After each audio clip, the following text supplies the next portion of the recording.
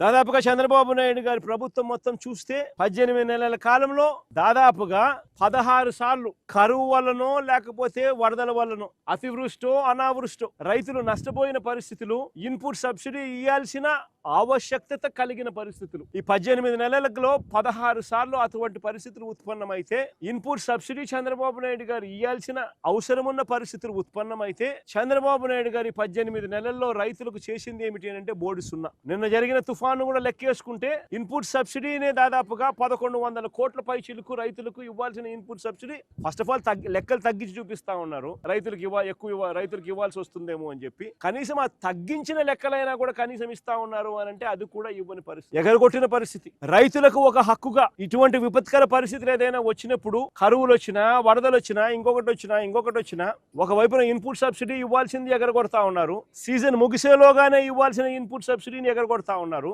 రెండోది రైతులకు హక్కుగా ఉచిత పంటల బీమా అన్నది రైతులకు ఒక హక్కుగా వైఎస్ఆర్సీపీ ప్రభుత్వ హయాంలో కల్పించిన హక్కును చంద్రబాబు నాయుడు గారు ముఖ్యమంత్రి అయిన తర్వాత ఆ హక్కును కాలరాశాడు. 84 లక్షల మంది రైతులు వైఎస్ఆర్సీపీ ప్రభుత్వ హయాంలో ఆర్బీకేల పరిధిలో ఈ క్రాప్ చేసి, ఈ క్రాప్ అంటే రైతును పొలంలో నిలబెడతారు. వేసిన పంట మధ్యలో ఆ పొలంలో రైతు నిల్చొని ఫోటో తీసి జియో ట్యాగింగ్ చేసి దాన్ని ఈ క్రాప్ అని అంటారు. అలా ఈ క్రాప్ చేసి ఆర్బీకేకి అనుసంధానం చేసి మొత్తంగా దాదాపు 84 లక్షల మంది రైతులు ఉచిత పంటల బీమా సౌకర్యం గతంలో కలిగిన పరిస్థితి. రాష్ట్ర ప్రభుత్వమే రైతుల తరపున ఉచిత పంటల బీమా కట్టి రైతులకు ఒక హక్కుగా ఇచ్చేది. అలా కట్టడం వల్ల రైతులకు 5 సంవత్సరాలలో దాదాపుగా 7,400 కోట్ల రూపాయలు ఉచిత పంటల బీమా ద్వారా రైతులకు మేలు జరిగిన పరిస్థితులు గతంలో వైఎస్ఆర్సీపీ ప్రభుత్వం. అలాంటి ఉచిత పంటల బీమాను చంద్రబాబు నాయుడు గారు తీసేసినాడు, రద్దు చేసేస్తాడు. ఈ రోజు రాష్ట్రంలో పరిస్థితి కేవలం 84 లక్షల మంది రైతులు ఉంటే కేవలం 18 లక్షల మంది రైతులు మాత్రమే పంటల బీమా చేసుకున్న పరిస్థితులు. అది కూడా ఆ 18 లక్షలు బ్యాంకు రుణాల కోసం పొందడానికి బ్యాంకుల దగ్గరికి వెళ్ళినప్పుడు, బ్యాంకులు రుణాలు మంజూరు చేసినప్పుడు ఖచ్చితంగా ఇన్సూరెన్స్ డబ్బులు కట్ చేసుకుని వాళ్ళు బ్యాలెన్స్ డబ్బులే రుణాలుగా ఇస్తున్న పరిస్థితులు. కాబట్టి ఆ 18 లక్షల మందికైనా కానీ కనీసం ఆ మేరకైనా ఇన్సూరెన్స్ అయింది. మిగిలిన వాళ్ళ పరిస్థితి ఏమిటి? 84 లక్షల మంది రైతుల్లో కేవలం 18 లక్షల మంది రైతులు మాత్రమే ఇన్సూరెన్స్ పరిధిలోకి వస్తా ఉన్నారంటే మిగిలిన వారి పరిస్థితి ఏమిటి? విపత్కర పరిస్థితులు వచ్చినప్పుడు రైతును ఆదుకునే నాతుడే కరువైన పరిస్థితిలో ఈరోజు రాష్ట్రం కనిపిస్తుంది. ఇన్పుట్ సబ్సిడీ గాలికి ఎగిరిపోయింది, హక్కుగా రావాల్సిన ఇన్సూరెన్స్ రాకుండా పోయింది. మరోవైపున చూస్తే చంద్రబాబు నాయుడు గారు పుణ్యాన, చంద్రబాబు నాయుడు గారి హయాంలో పెట్టుబడి ఖర్చులు తారాస్థాయికి పెరిగాయి. ఎరువులు సైతం రైతులు బ్లాక్లో కొనుక్కోవాల్సిన పరిస్థితి బహుశా ప్రపంచ చరిత్రలో ఎక్కడైనా ఉంటుందో లేదో నాకు తెలియదు, కానీ ఆంధ్ర రాష్ట్రంలో ఈసారి చంద్రబాబు నాయుడు గారి హయాంలో చూస్తూ ఉన్నాం. ఎరువులు సైతం బ్లాక్లో కొనుక్కోవాల్సిన పరిస్థితులు మొట్టమొదటిసారిగా చూస్తూ ఉన్నాం. మరోవైపు పెట్టుబడి ఖర్చులు పెరిగాయి.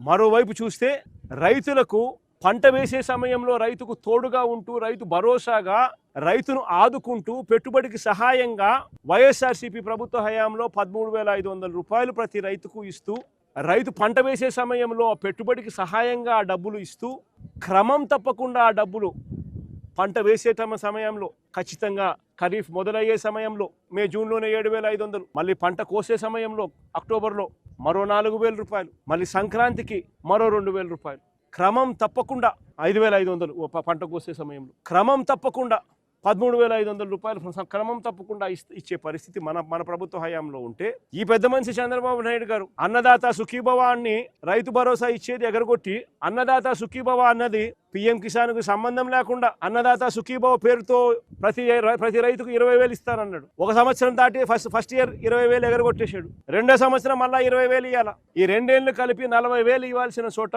కేవలం 10,000 రూపాయలు మాత్రం ఇచ్చి 30,000 రూపాయలు రైతుకు ఎగరగొట్టిన పరిస్థితుల్లో, మోసం చేసిన పరిస్థితుల్లో రైతు ఇవాళ వ్యవసాయం చేస్తా ఉన్నాడు. సో రైతులకు పెట్టుబడికి డబ్బులు లేవు, ఉచిత పంటల బీమా లేదు, ఇన్పుట్ సబ్సిడీ రాదు, పెట్టుబడి ఖర్చులు, యూరియా సైతం బ్లాక్ లో కొనుక్కోవాల్సిన అధ్వానమైన పరిస్థితుల్లో పెట్టుబడి ఖర్చులు పెరుగుతా ఉన్న పరిస్థితులు. ఇవన్నీ ఒక వైపున ఉంటే, మరో వైపున దళారీల పాలు చేస్తూ చంద్రబాబు నాయుడు గారు దళారీలతో కుమ్మక్కై రైతుల బ్రతుకులు అగమ్య గోచరంగా మార్చాడు.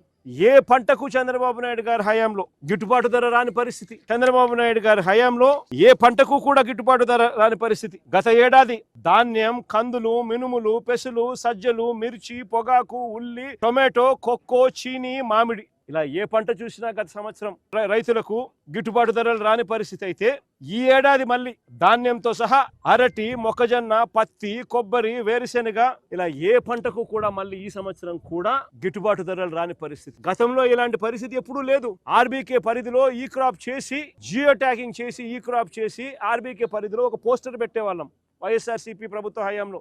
ఇవి ఈ పంటలకు గిట్టుబాటు ధరలు, ఈ ధరల కన్నా తక్కువ రేటుకి ఎక్కడైనా ఎప్పుడైనా ఈ ఆర్బీకే పరిధిలో రేటు పడిపోతే వెంటనే అక్కడ ఆర్బీకే పరిధిలో వెంటనే యాక్టివిటీ స్టార్ట్ అయ్యేది. వెంటనే ఆర్బీకే పరిధిలో సీఎం యాప్ అని బటన్ నొక్కేవాళ్ళు, continuous monitoring of agricultural price and procurement అని. వెంటనే జాయింట్ కలెక్టర్ రియాక్ట్ అయ్యేవాడు. ఆర్బీకేల పరిధిలో ఇటువంటి పరిస్థితి ఎక్కడైనా ఉత్పన్నమైనప్పుడు వెంటనే తాను ఇంటర్వ్యూన్ అయిపోయి కొనుగోలు చేసే బాధ్యత జాయింట్ కలెక్టర్ మీద ఉండేది. అలా కొనుగోలు చేయకపోతే, రైతుకు తోడుగా నిలబడకపోతే జాయింట్ కలెక్టర్ తోలు తీసేవాళ్ళం. అప్పట్లో మేము 7,740 కోట్ల రూపాయలు అక్షరాల వైఎస్ఆర్సీపీ ప్రభుత్వ హయాంలో పంటల కొనుగోలు కోసం వెచ్చించిన సొమ్ము, పంటల కొనుగోలు కోసం అక్షరాల 7,746 కోట్ల రూపాయలు. ఏ పంటకు గిట్టుబాటు ధర రాని పరిస్థితి ఉన్నా కూడా వెంటనే అప్పటికప్పుడు రియాక్ట్ అయిపోయి అప్పటికప్పుడు పంటలు కొనుగోలు చేసేదానికోసం. కోవిడ్ సమయంలో కూడా రైతును వదిలేకుండా ఆదుకున్న పరిస్థితులు మా ప్రభుత్వంలో జరిగాయి. ఈరోజు ఒక్కసారి గమనించమని అడుగుతా ఉన్న రాష్ట్రంలో ఈరోజు పరిస్థితులు ఎలా ఉన్నాయని చెప్పి. ఈరోజు అరటి కంటికి ముందు కనిపిస్తూ ఉంది. పోయి పంట చూస్తే ఒకసారి బాధాకరమైన విషయం. గతంలో మా ప్రభుత్వ హయాంలో టన్ను దాదాపుగా 25,000 రూపాయలు యావరేజ్గా పలికిన పరిస్థితి నుంచి 30,000, 32,000 కూడా గరిష్టంగా అప్పట్లో పలికాయి. యావరేజ్గా చూసుకున్నా కూడా 25,000 రూపాయలు యావరేజ్గా కూడా పలికింది. 25,000 రూపాయల టన్ను పలికిన పరిస్థితి నుంచి ఈరోజు కనీసం 2,000 రూపాయలకు అడిగే నాతులు లేడంటే పరిస్థితి ఏమిటని ఒకసారి ఆలోచన చేయమని అడుగుతా ఉన్నా. ఈరోజు పంట మొత్తం ఇక్కడనే చెట్ల మీదనే పంట ఈరోజు పండిపోయి కుళ్ళిపోయే పరిస్థితిలోకి వస్తూ ఉన్నా కూడా అడిగే నాతులు లేడు, పట్టించుకునే పరిస్థితి లేదు. అలాంటి దారుణమైన పరిస్థితిలో ఉంది. ఇదే అరటికి సంబంధించి గతంలో వైఎస్ఆర్సీపీ ప్రభుత్వ హయాంలో ఏకంగా ట్రైన్లు నడిపే వాళ్ళం. ఏకంగా ట్రైన్లు నడిచేటివి, అనంతపురం నుంచి ఢిల్లీకి ట్రైన్లు నడిచేటివి. హార్టికల్చర్ పంటలకు అరటి కానీ చీనీకాయలు కానీ తీసుకొని పోయే ట్రైన్లు నడిచేటివి. తాడిపత్రి టు ముంబై ట్రైన్లు నడిచేటివి. మనగానపల్లి నుంచి గువాహతికి కూడా ట్రైన్లు నడిచేటివి. ఏకంగా 23,000 టన్నులు చంద్రబాబు నాయుడు దిగిపోయే నాటికి ఎక్స్పోర్ట్స్ ఉంటే, అరటి ఎక్స్పోర్ట్స్ ఉంటే వైఎస్ఆర్సీపీ ప్రభుత్వ హయాంలో ఏకంగా 3 లక్షల టన్నులకు అరటి ఎక్స్పోర్ట్స్ తీసుకొని పోగలిగాం. ప్రతి అడుగులోనూ కూడా రైతుకు, ప్రతి అంశంలోనూ రైతును చేయి పట్టుకొని నడిపిస్తూ ఆర్బీకే పరిధిలో తోడుగా ఉంటూ continuous monitoring of agricultural price and produce ద్వారా ఆర్బీకేల పరిధిలో ఏ రైతుకు కూడా రేటు తగ్గిన పరిస్థితి ఎక్కడా కూడా రాకుండా మార్కెట్లో కాంపిటీషన్ క్రియేట్ చేస్తూ, కొనుగోలు చేస్తూ రైతును ఆదుకుంటూ నిలబెట్టిన ప్రభుత్వం వైఎస్ఆర్సీపీ ప్రభుత్వం. సెంట్రల్ గవర్నమెంట్ అవార్డ్స్, రాష్ట్ర ప్రభుత్వం బనానా కల్టివేషన్కు సంబంధించి ఏకంగా వైఎస్ఆర్సీపీ ప్రభుత్వ హయాంలో ఏకంగా అవార్డులు పొందినాం. Banana export promotion award 2020, the best state in banana award 2022 వంటి అవార్డులు సెంట్రల్ గవర్నమెంట్ దగ్గర నుంచి రాష్ట్ర ప్రభుత్వం అవార్డులు పొందింది. NCRB, ICAR, national research centre for banana, NCRB and association of banana exporters award, ఇటువంటి సంస్థలన్నీ కూడా రాష్ట్ర ప్రభుత్వాన్ని గొప్పగా చూస్తూ అవార్డులు ఇచ్చిన పరిస్థితి నుంచి ఈరోజు పరిస్థితులు ఇది. నిజంగా ఇలాంటి దారుణమైన పరిస్థితి చూడాల్సి వస్తుందని చెప్పి ఏ పొద్దు కూడా అనుకోలే. చంద్రబాబు నాయుడు గారి హయాంలో ఈరోజు అలాంటి దారుణమైన పరిస్థితి వస్తూ ఉంది. ప్రతి విషయంలోనూ చంద్రబాబు నాయుడు గారు ఏదైనా జరిగినప్పుడు డ్రామా చేస్తాడు. వెంటనే చేసేస్తాము, వెంటనే 10,000 మంది రైతులతో ఫోన్లో మాట్లాడాడు అంటాడు, వెంటనే ఇదిగో చేసేస్తున్నాం అని అంటాడు. మొన్న ఏమంటాడు, ఉల్లి రైతుకి ఏమన్నాడు, హెక్టార్కి 50,000 అన్నాడు. దాని ముందు 1,200 రూపాయలు పర్ క్వింటాల్ కొంటానన్నాడు. అది కొనలా, అది పోయి మళ్ళీ ఆ తర్వాత 50,000 రూపాయలు పర్ హెక్టార్కి ఇస్తాడు. అది బాయా. ఆ తర్వాత scene cut, Chandrababu topic divert, మళ్ళీ ఏదో అంటాడు. టాపిక్ డైవర్ట్ చేసేందుకు ఏదో గుళ్ళో లడ్డు అంటాడు, ఇంకోటి అంటాడు. అయ్యినాడు ఆంధ్రజ్యోతి, టీవీ5 డంక టాపిక్ దాంట్లో డైవర్ట్ చేస్తారు. మన ఈ రైతులంతా మళ్ళీ రైతుల బతుకులు మళ్ళీ బస్ స్టాండ్. పొగాకు రైతులైనా అంతే, ఉల్లి రైతులైనా అంతే, వరి పరిస్థితి అంతే, చీనీ రైతులైనా అంతే, అరటి రైతులైనా అంతే, టమాటో రైతులైనా అంతే.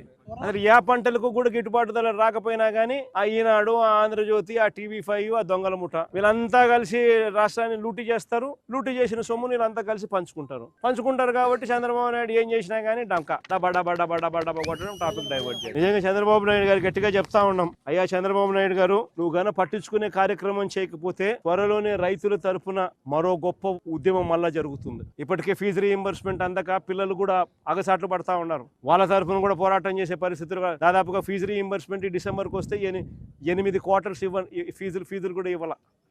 8 ఇంటూ ఒక్కొక్క క్వార్టర్కు 700 కోట్లు అంటే 8 ఇంటూ 7 అంటే 5,600 కోట్లు. ఇచ్చింది కేవలం 700 కోట్లు.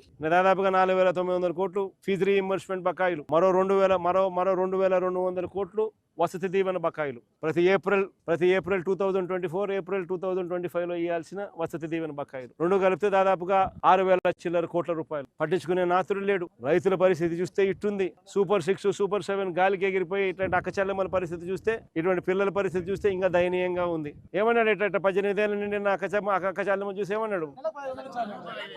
నెలకు 1500 ఇస్తానన్నాడు కనుక, నెలకు 1500 ఇస్తానన్నాడు. సంవత్సరానికి 18,000 అన్నాడు. 2 ఏళ్ళు కలిపి 36,000, 2 ఏళ్ళు కలిపి 36,000 బాకీ. నెలకు 3,000 రూపాయలు నిరుద్యోగం. 2 ఏళ్ళు అయిపోయింది. 72,000 ఈ పిల్లోనికి బాకీ. 72,000 పరిస్థితి అంతే. ఆ చెల్లెమ్మకు బాకీ 36,000. ఆయన పరిస్థితి అంతే. 36,000, నెలకు 18,000 ఇస్తానన్నాడు. నెలకు 1500 ఇస్తానన్నాడు. సంవత్సరానికి 18,000, 2 ఏళ్ళు కలిపితే బాకీ. అమ్మఒడి అన్నాడు. అమ్మఒడి వచ్చేది తీసేసి తల్లికి వందనం అన్నాడు. 15,000 కాస్త 13,000 అన్నాడు. 13,000 కాస్త చూస్తే చీరా చూస్తే 8,000, 9,000, 10,000. అది కూడా 30 లక్షల మంది పిల్లలు కట్ చేసి. పెన్షన్ల పరిస్థితి చూస్తే ఏకంగా వైఎస్ఆర్సీపీ ప్రభుత్వ హయాంలో ఎన్నికల నాటికి 66 లక్షల చిల్లర పెన్షన్లు ఇస్తా ఉంటే ఈరోజు 61 లక్షకు పడిపోయినాయి. తీసేసినారు. అంటే 5 కొత్త పెన్షన్ ఇవ్వకపోగా 5 లక్షల పెన్షన్ ఉన్నవి కట్ చేసేసినారు. ఎవడు సంతోషంగా ఉన్నాడని అడుగుతా ఉన్నా. మరోవైపున చూస్తే గవర్నమెంట్ రంగంలో గవర్నమెంట్ కి సంబంధించిన ఆస్తులు మెడికల్ కాలేజీలు అమ్మాలని చూస్తాడు. శనికాయలకి బెల్లాలకు మెడికల్ కాలేజీలైనా అమ్మేస్తున్నాడు. గవర్నమెంట్ భూములైనా కానీ శనికాయలకు బెల్లాలకు ఇష్టం వచ్చినట్టు స్కాములు చేస్తూ అమ్మేస్తాడు. రాష్ట్రానికి సంబంధించిన ఏ ఆదాయం కూడా రాష్ట్ర ప్రభుత్వ ఖజానాకు రాకుండా చంద్రబాబు నాయుడు దోచేస్తా ఉన్నాడు. మద్యం నుంచి మొదలు పెడితే మద్యము, ఇసుక, మట్టి, క్వాడ్స్, సిలికా, ఏదైనా చెప్పండి. రాజధాని భూముల దగ్గర నుంచి ఏకంగా రాష్ట్రంలో భూముల అమ్మకం దగ్గర నుంచి శనికాయలకు బెల్లాలకు అమ్మడం దగ్గర నుంచి అమరావతి పేరుతో ఆయన స్క్వేర్ ఫీట్ కు 10,000 రూపాయలు చెప్పున కాంట్రాక్టులు ఇస్తూ స్కాములు చేస్తూ కడతా ఉన్న కాంట్రాక్టుల వరకు టోటల్ గా రాష్ట్ర ప్రభుత్వాన్ని అన్ని రకాలుగా రాష్ట్ర ఖజానాను లూటీ చేస్తా ఉన్నారు చంద్రబాబు నాయుడు, ఆయన ఎల్లో గ్యాంగ్. అందరూ వాళ్ళే దోచుకునేది పంచుకునే దానికి. దీనికే వాళ్ళకి సమయం సరిపోవడంలా. రైతుల పరిస్థితి పట్టించుకునే పరిస్థితి సమయం ఉందా చంద్రబాబు నాయుడు అని చంద్రబాబు నాయుడు గట్టిగా అడుగుతా ఉన్నా. అయ్యా చంద్రబాబు నాయుడు, మేలుకోకపోతే వీళ్ళందరి తరఫున రాబోయే రోజుల్లో తీవ్రమైన ఉద్యమాలు తప్పకుండా జరుగుతాయి. చంద్రబాబు నాయుడు గారిని గద్దె దింపే కాలం కూడా త్వరలోనే వస్తుంది. దేవుడు మొటికాయలు వేస్తాడు. ప్రజలు కూడా గట్టిగా చంద్రబాబు నాయుడు దింపే రోజులు త్వరలోనే ఉన్నాయని చంద్రబాబు నాయుడు గట్టిగా మందలిస్తూ చెప్తా ఉన్నా. మా దామోదర అడుగుతున్నాడు, వ్యవసాయం ఏమన్నాడు? అయ్యా చంద్రబాబు నాయుడు, వ్యవసాయం దండగా అంటున్నావు కదా, నువ్వేమన్నా ఇనుపు ముక్కలు తిని బతుకుతున్నావా చెప్పు. ఒక్కటే మాటే. రైతు పండికు అదే రైతు ఒక్కసారి కన్నెర చేసి పంట పెట్టుకోకుంటే మీరందరూ ఏం తినిపోతారు రాష్ట్ర దేశ ప్రజలు చెప్పండి. రాష్ట్ర ప్రభుత్వాలు కానీ కేంద్ర ప్రభుత్వాలు కానీ వ్యవసాయానికి మీరు దేశానికి రక్షణ ఎంత ఇంపార్టెన్స్ ఇస్తున్నారో రైతు కూడా అంతే ఇంపార్టెంట్ ఇవ్వాలని కోరుతాను మేము. పాలకా నుంచి పసిపిల్లల పాలకా నుంచి రైతు మీద ఆధారపడి బతకాల్సిందే. అట్లాంటి రైతులను ఎందుకు నిర్లక్ష్యం చేస్తున్నారు రాష్ట్ర ప్రభుత్వాలు కానీ కేంద్ర ప్రభుత్వాలు కానీ?